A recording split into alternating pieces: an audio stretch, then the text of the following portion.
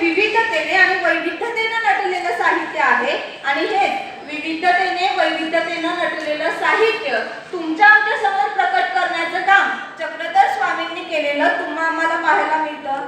मित्र हो, माणसातील वादाचं समुच्चटन करणं आणि समाज मनाला चांगल्या कामात गुंतवून ठेवण्याचं काम महानुभव पंथानं केलं. महानुभव पंथानं अंधश्रद्धेविरुद्ध काम केलं. स्पृश्य अस्पृश्यांना समाजात असणाऱ्या खालच्या स्थानावरून वरच्या स्थानावर आणण्याचं काम केलं.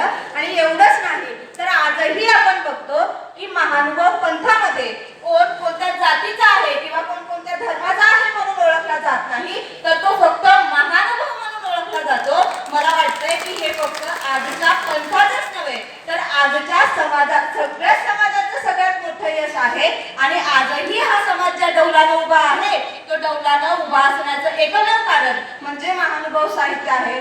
तर अगदी ज्या काळामध्ये स्त्रियांवर उपनयन संस्कार व्हायचे, स्त्रिया फक्त या रांधा आणि वाढा इथपर्यंतच मर्यादित होत्या, स्त्रियांना फक्त चूल आणि मूल इतकाच अधिकार होता, अशा काळात सुद्धा स्त्रियांना धर्माधिकार दिल्याचे पुरावे आम्हाला चांगदेव 65 वल्लासारख्या संदर्भ ग्रंथात आढळतात.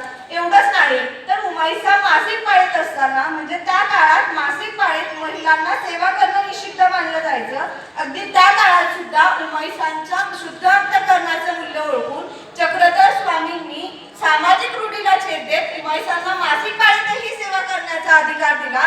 परंतु आजच्या 21व्या शतकात आम्ही ज्या वेळेला बघतो की मासिक पाळीत महिलांना विटाळ म्हणून बाजूला बसवलं जातं, त्यावेळी मला वाटतं की चक्रधर स्वामींचा हा विचार आजच्या समाजानं समजून घेणं गरजेचं आहे.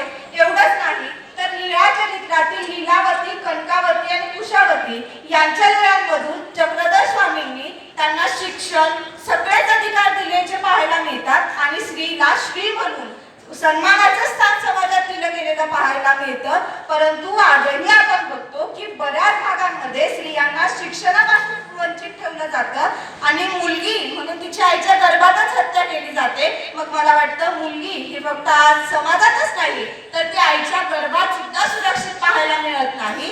मग या 21व्या शतकातील सोशल मीडियाला आहारी गेलेल्या आणि सामाजिक रूढी परंपरांनी बरबटलेल्या आणि जुन्या विचारांना धरून चालणाऱ्या समाजांनी चक्रधर स्वामींचा विज्ञानवादी दृष्टिकोन समजून घेणं गरजेचं आहे.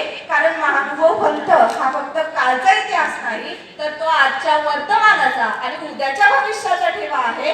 तो जोपासणं आणि त्याचं संवर्धन करणं ही तुमची आमची जबाबदारी आहे आणि ती तुम्ही आम्ही समजून घेणं मला गरजेचं वाटतं. मित्र, जळगाव जिल्ह्यातील हरताळा गावातील झाडाच्या खाली आसनस्थ होऊन चक्रधर स्वामी ज्यावेळी भारंडा डोंगराचं अवलोकन करत होते त्यावेळी